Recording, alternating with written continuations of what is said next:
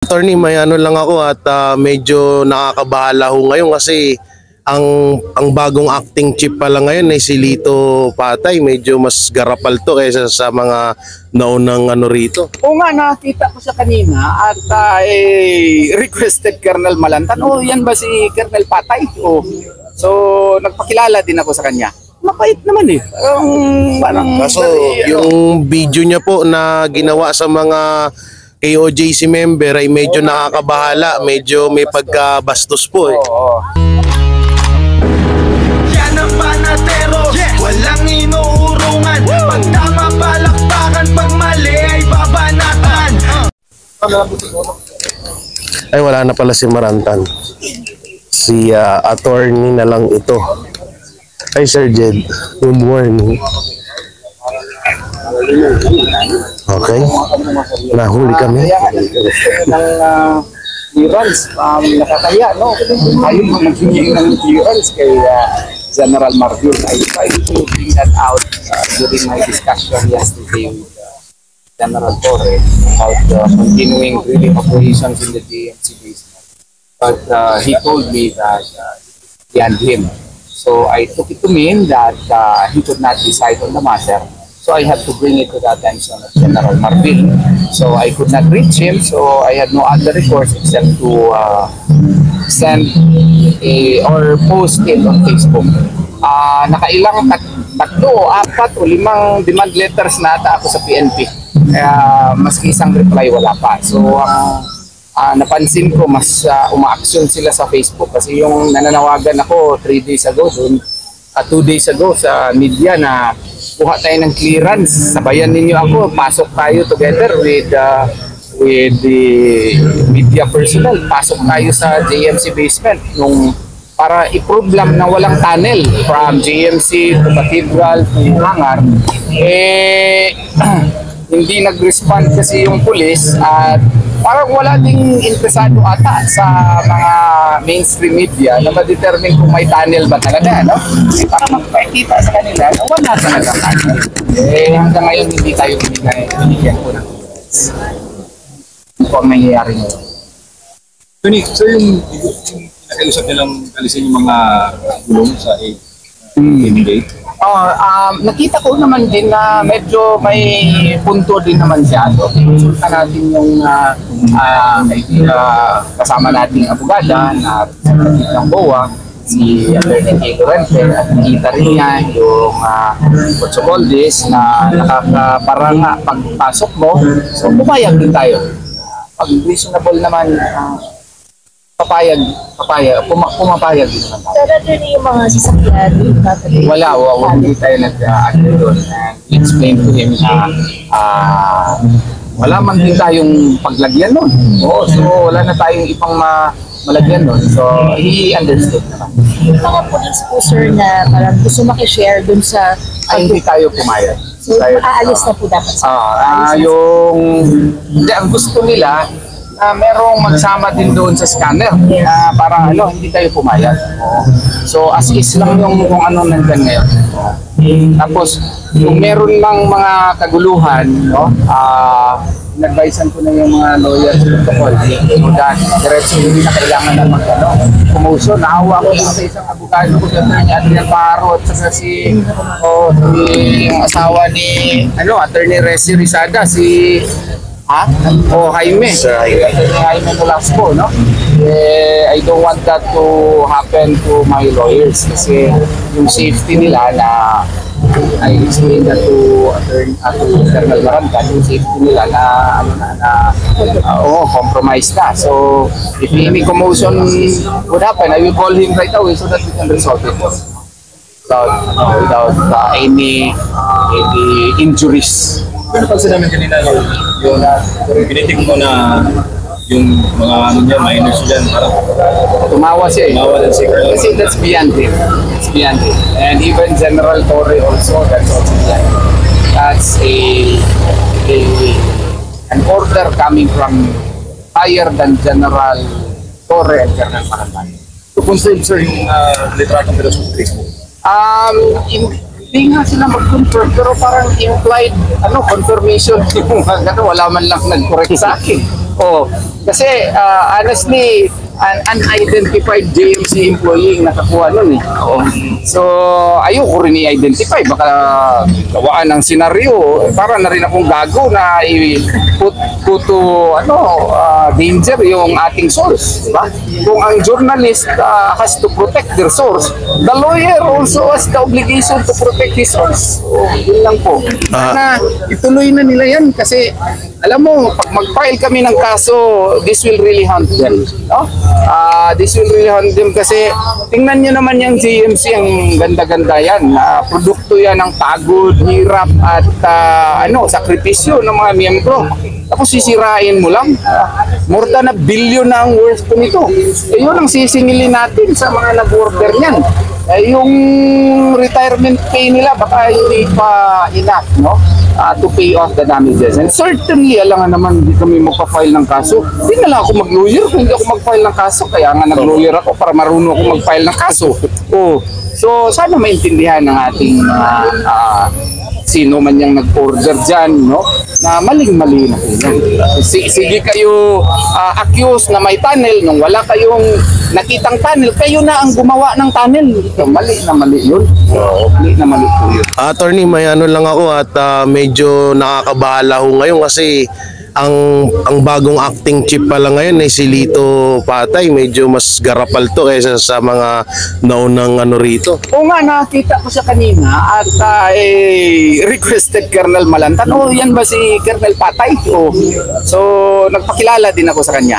Mapait naman eh. Kaso yung video niya po na ginawa sa mga KOJC member ay medyo nakakabahala. Medyo may pagkabastos po eh. Maginoo pero bastos. So I have to say that, no? I do hope he will not do it again because that's a conduct unbecoming of a police officer. And I think he knows that, no? And alam ko nagtatrabaho lang din siya, professional naman tayo, pero huwag naman gano'n na mag-stoop down to that level na parang binastos na yung ating mga miyembro, no? Especially yung mga babae. Yung mga babae kailangan pong respetuhin. Ako nga, dalawa lang kinatatakutan ko, sir eh. Yung si Allah subhanahu wa ta'ala at misis ko. At hindi ko yan ikakahiya. Alam po yan ng mga members po ng BOA. Pag magtawag na yung misis ko, ina-answer ko agad. Ganun ko karespeto ang mga babae ko. Tsaka yung pinapakita niya, unprofessional. Yung mga ganung galawang kasi unprofessional po ng pagiging PNP po yun eh.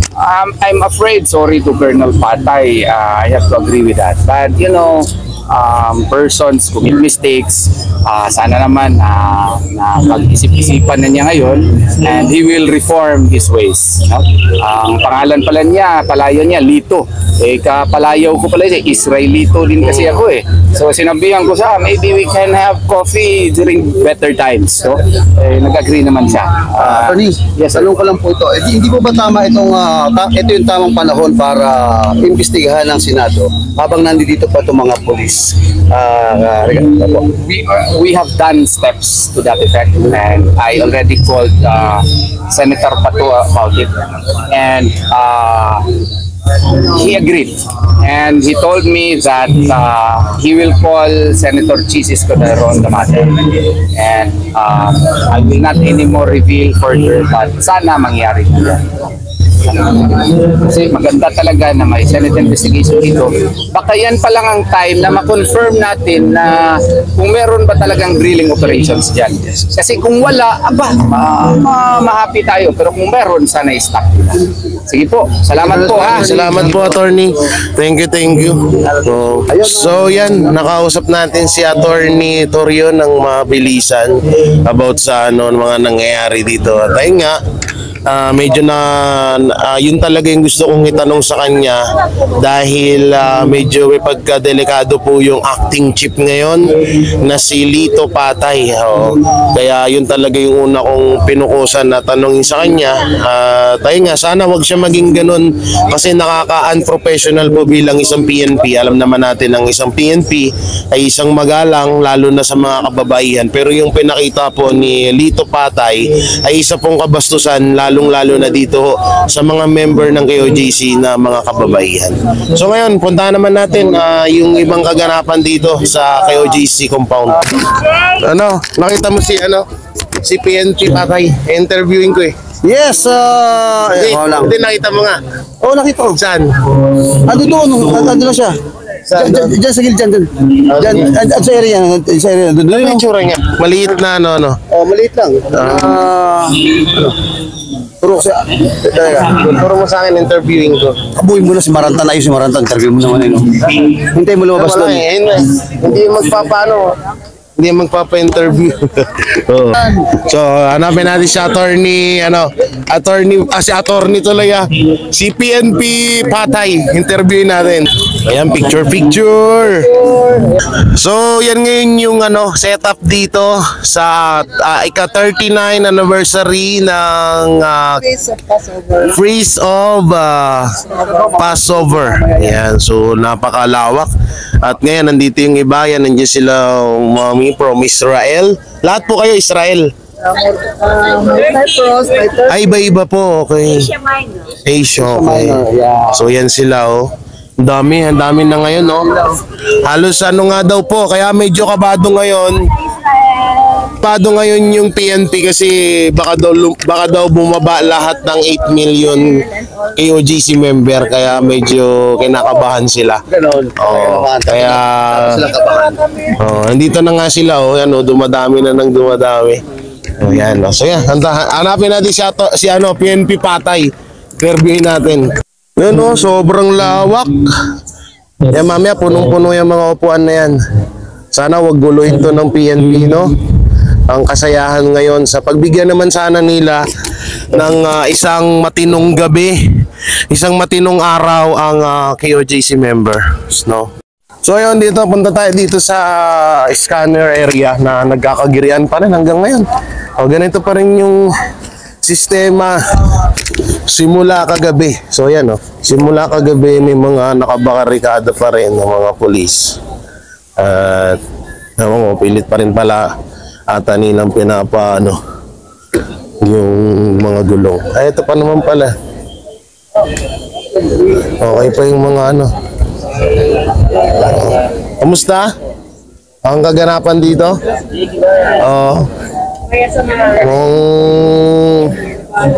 Wala pa rin pagbabago,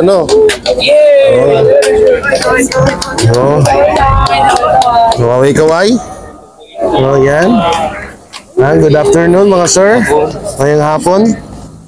Sana pagbigyan tayo nitong araw na to, Pagbigyan tayo ng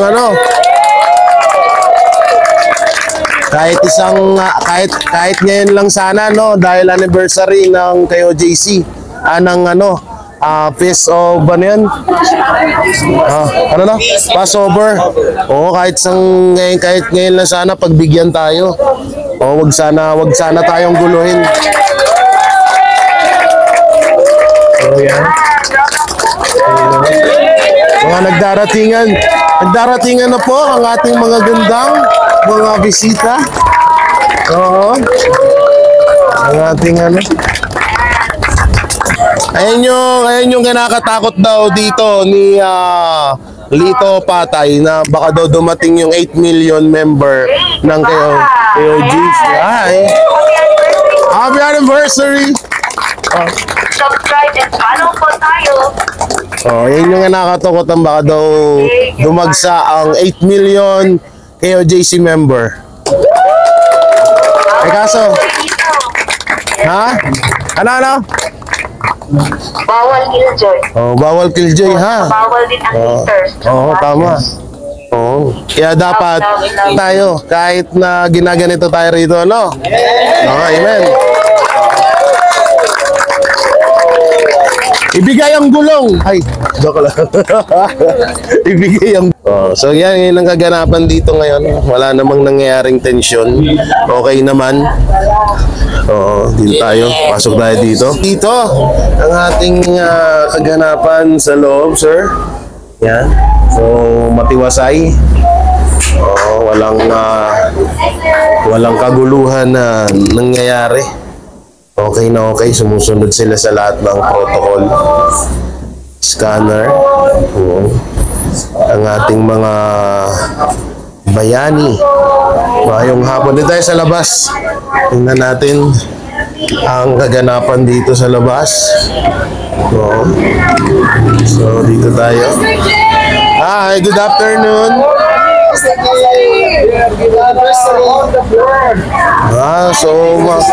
Ano pala dito? Medyo may ano rin, may mga barikado rin pala. Mayong hapon mga sir. Oo, so yan. Tayo media. Okay. Okay, sorry.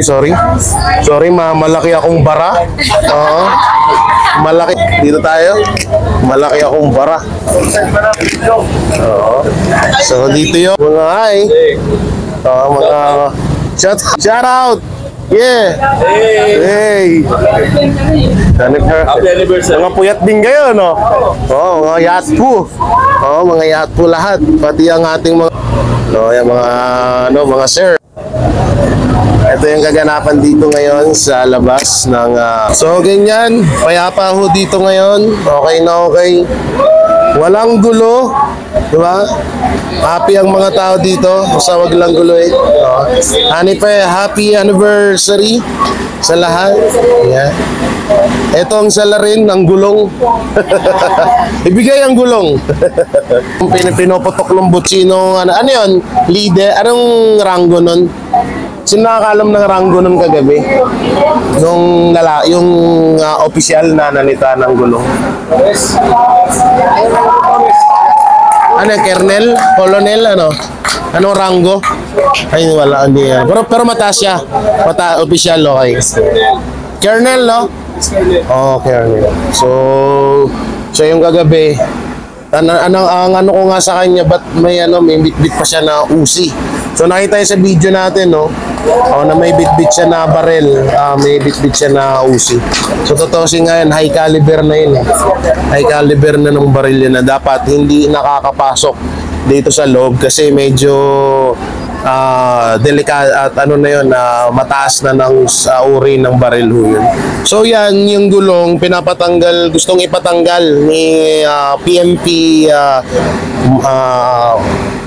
Marantan. Bakit nandyan daw yan? Ang purpose kasi niyan guys is para makontrol yung mga pagpasok doon sa loob kasi kadalasan ang technique kasi ng mga pulis magano sila, yung sabay-sabay silang papasok para kung may sila kapag may gusto silang ipasok dun sa loob, hindi mahalata ng mga KOJC member. Ganyan yung estilo nila dyan.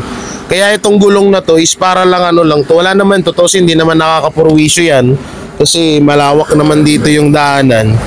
Sadyang pinipigilan lang nila gawa ng yung purpose ng gulong na yan is para makontrol yung pasok ng tao doon papunta sa scanner. Kasi kadalasan kapag papasok sila, sabay-sabay sila at kadalasan nga sinisigawan nila yung mga membro dito ng OJC. Sinisindak nila kung kitang-kita nyo naman yung ginawa ni Lito Patay, di ba?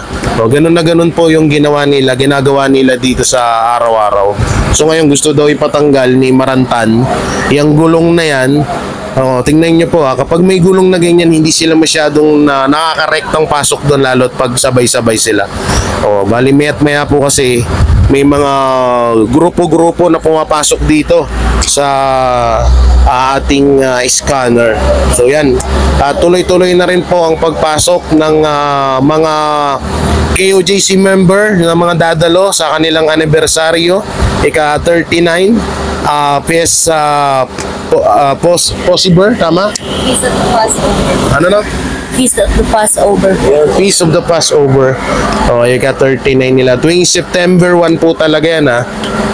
So mga basher dyan na nagsasabing itinoon ng anibersaryo, hindi po, no? Bali, kada taon po, ginaganap talaga nila yan. Yung okasyon na ito. Hindi po ito itinaon dahil may nangyayaring dito sa KOJC. Kalokohan po yun. Isa po yung fake news. So, napagkasunduan na, natatanggalin yung gulong. Lahat. Gulong lang, yung outside tsaka ito. Nasasaktan talaga sila sa no? Bawat tanggal ng gulong. So yan, tinatanggal na ho. Ayan ha, panibagong pagpapakumbaba na naman sa kay OJC ang ginawa nila ulit. Panibagong pagpapakumbaba. So sinunod ang gusto nila na tanggalin ng gulong dahil kakutis daw yan ni Torre. Joke lang, sorry. Ayan ha, wala nang gulong. Pati ba dun sa harapan? Ayan. Pati sa harap ba daw tatanggalin? So, Ito. ay ito. Ay hindi na, wag na, wala namang kinala. Hindi naman na nakaharang yan eh. Oh, ito lang no, oh, yun. Yun lang sa harapan. Okay, ang mga tatanggalin. Oh, yan. So, yan, shoutout sa mga kapulisan din natin. Ayun, si Idol Admar, nagbabalita. So ayan, nang dahil sa gulong nagkaroon ng tension dahil sa gulong naalala daw nila si Torre. So yan, wala na ho yung gulong dyan at binarikadahan na rin ang bakal. Ayan, so yun yung gaganapan ngayon dito. Nang dahil sa gulong. Okay. Yan. So, labas-pasok ang ating mga kapulisan ngayon dahil pinapalitan na uhata sila ng kanilang mga karelyebo. So, yan. Yung mga pulis, kagabi pa ho yan, walang mga tulog yan ata. Ayan ata yung hanggang kaninang madaling araw. Sila yun, no? Kanina madaling araw, no? Sila rin, no?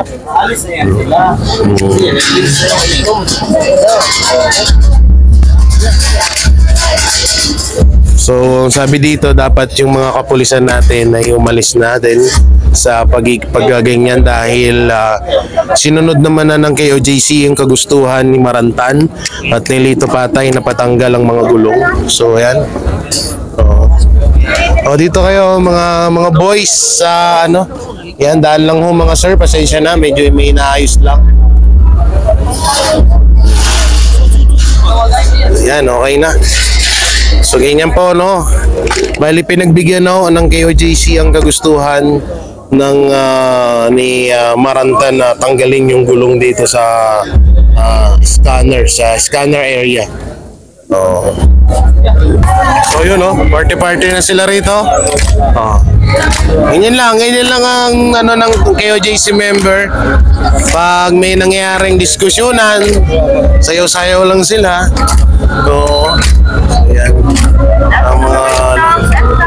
Yan, umalis na po yung mga kapulisan natin. Lilipad. Ikaw daw kasi. Guys, umilipat na sila sa likod. Thank you. Alright, andyan na sila. Pinapaikutan na ho nila ako. Pinapaikutan na ho nila kami ni Coach Oli. Yun o. Diba? Ganyan lang, happy lang. Bawal lang, Killjoy. Bawal lang Killjoy dito guys, happy lang kami rito. Yan happy lang sila. Wala ang problema, diba? Enjoy lang.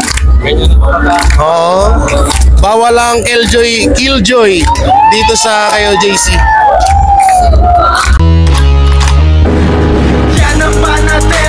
Walang inuurungan. Pag tama palakpakan, pag mali ay babanatan.